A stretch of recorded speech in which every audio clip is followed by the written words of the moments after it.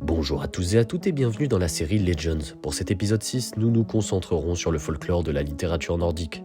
Nous parlerons du Hafgufa, qui signifie vapeur de l'océan. Vous en avez déjà sûrement entendu parler, il s'agit d'un énorme monstre marin constitué d'un corps de poisson et possédant sur son dos une île qui lui permet de rester camouflé lorsqu'il est près de la surface.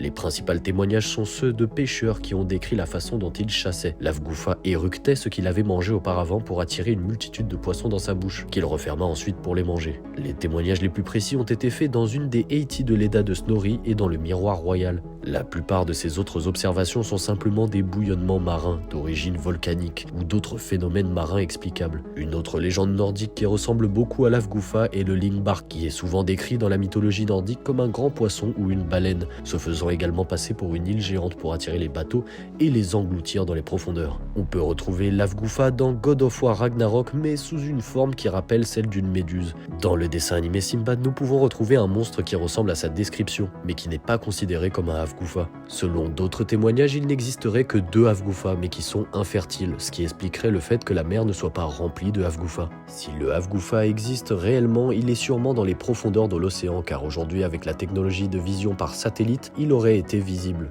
En tout cas, pour le moment, il restera ancré dans la légende.